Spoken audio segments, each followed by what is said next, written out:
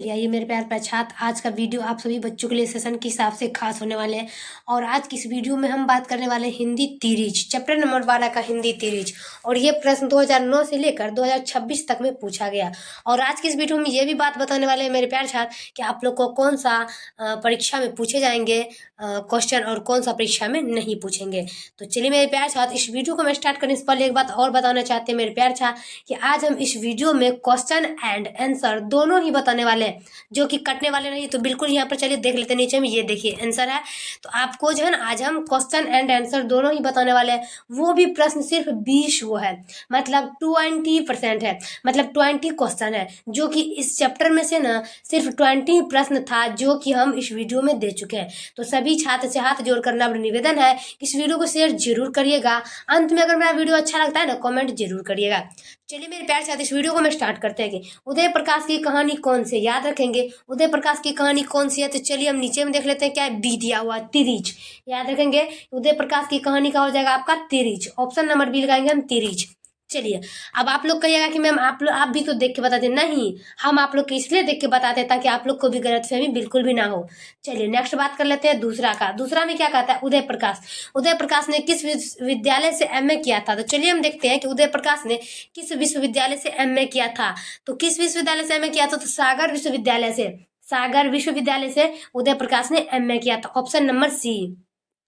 चलिए तीसरा काम देख लेंगे, उदय प्रकाश। उदय प्रकाश ने किस पत्रिका के संपादन विभाग में काम किया था, कि उदय प्रकाश ने किस पत्रिका के संपादन विभाग में काम किया था। तो चलिए हम देख लेते हैं मेरे प्यारे छात्र, और 3 का आंसर आपका हो जाएगा दिनमान। क्या होगा, दिनमान। प्रश्न कहता है कि उदय प्रकाश ने किस पत्रिका का संपादन किया था, संपादन विभाग में काम किया था, तो दिनमान का। ऑप्शन नंबर ए लगाएंगे हम, दिनमान का।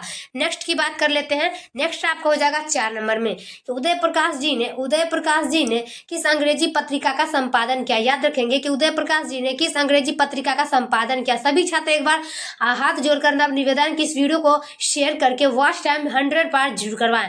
क्या करें, उदय प्रकाश जी ने किस अंग्रेजी पत्रिका का संपादन किया था। तो चलिए हम देख लेते हैं, हो जाएगा एमिनेंस। क्या होगा, एमिनेंस। ऑप्शन नंबर सी लगाएंगे, उदय प्रकाश ने अंग्रेजी पत्रिका का संपादन किया था एमिनेंस में। Option number C. चलिए अगला देख लेंगे हम 5 का, कि उदय प्रकाश जी किस पत्रिका के सहायक संपादक रहे। उदय प्रकाश जी किस पत्रिका के सहायक संपादक थे। याद रखे सभी मेरे प्यारे छात्र, उदय प्रकाश जी किस पत्रिका के सहायक संपादक थे। चलिए इसका आंसर आप लोग का हो जाएगा संडे मेल नई दिल्ली, संडे मेल नई दिल्ली। Option number B. ये पहले बुक का प्रश्न नहीं है, ये जो है ना ये आप लोग का एक टॉपिक प्रश्न है। इसके बाद ये चैप्टर खत्म होने के बाद हम आप लोग को बताएंगे क्वेश्चन बैंक, मॉडल सेट का, और जो प्रश्न पूछेगा उसका भी बताएंगे। चलिए अगला देख लेते हैं, अगला क्या कह रहा है 6 का, कि लेखक को किसने बताया कि तिरछ में काले नाग से 100 गुना ज्यादा जहर होता है। याद रखेंगे,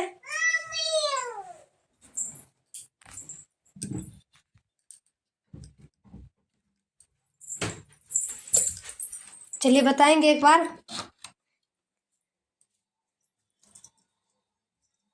चलिए बताएंगे एक बार क्या कह रहा है, कि लेखक को किसने बताया कि तिरछ में काले नाग से 100 गुना ज्यादा जहर होता है।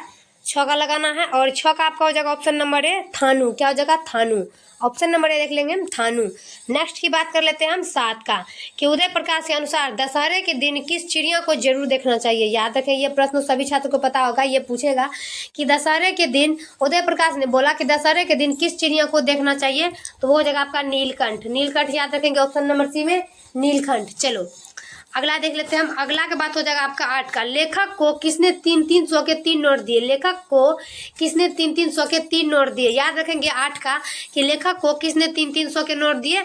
आपका हो जाएगा डॉक्टर पंत ने। क्या हो जाएगा, डॉक्टर पंत ने। ऑप्शन नंबर बी देख लेंगे हम, डॉक्टर पंत ने। चलिए अगला का बात कर लेते हैं हम 9 का, कि लेखक ने दुष्प्रभाव से सबसे खतरनाक पात्र कौन थे। कि लेखक के दुष्प्रभाव के सबसे खतरनाक पात्र कौन थे। 9 का सभी मेरे प्यार से देखिएगा, और 9 का आपको हो जाएगा हाथी तथा तिरिच। क्या हो जाएगा, हाथी तथा तिरिच। ये भी पूछेगा, हाथी तथा तिरिच। ऑप्शन नंबर सी। अगला देख लेते हैं हम 10 का, कि लेखक को सपने में क्या करने की आदत थी। याद रखेंगे कि लेखक को सपने में क्या करने की आदत थी, चीखने और चिल्लाने की। चीखने और चिल्लाने की। याद रखेंगे लेखक को सपने में क्या करने की आदत थी, चीखने और चिल्लाने की। चलिए मेरे प्यारे छात्र सही जवाब, चीखने और चिल्लाने की। ऑप्शन नंबर डी लगाएंगे, चीखने और चिल्लाने की। चलिए अगला देखते हैं 11 का, कि लेखक के पिताजी ट्रैक्टर से कहाँ उतरे थे? लेखक के पिताजी ट्रैक्टर से कहाँ उतरे थे? सभी मेरे प्यार छात्र देख लीजिएगा कि लेखक के पिताजी ट्रैक्टर से कहाँ उतरे थे। तो आपका 11 का हो जाएगा आपका कि मिनवार्क टाकीज के पास, मिनवार्क टाकीज के पास, ऑप्शन नंबर बी।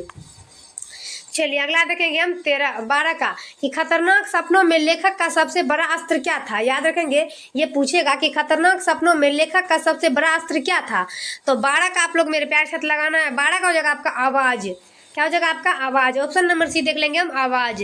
नेक्स्ट की बात कर लेते हैं हम 13 का कि लेखक के पिताजी शहर क्यों गए थे। याद रखें सभी छात्र कि लेखक के पिताजी शहर क्यों गए थे। सभी छात्र एग्जाम में लिखना है कि लेखक के पिताजी शहर क्यों गए थे। तो चलिए हम देख लेते हैं, अदालत में पेशों के लिए, अदालत में पेशों के लिए लेखक के पिताजी शहर गए थे। याद रखें, ऑप्शन नंबर डी ये भी पूछेगा। चलिए 14 में देखते हैं कि कौन सी कहानी उदय प्रकाश जी की नहीं है। याद रखें कि कौन सी कहानी उदय प्रकाश जी की नहीं है। सभी छात्र मेरे देख लीजिएगा कौन सी कहानी उदय प्रकाश जी की नहीं है। तो वो हो जाएगा आपका वारिस।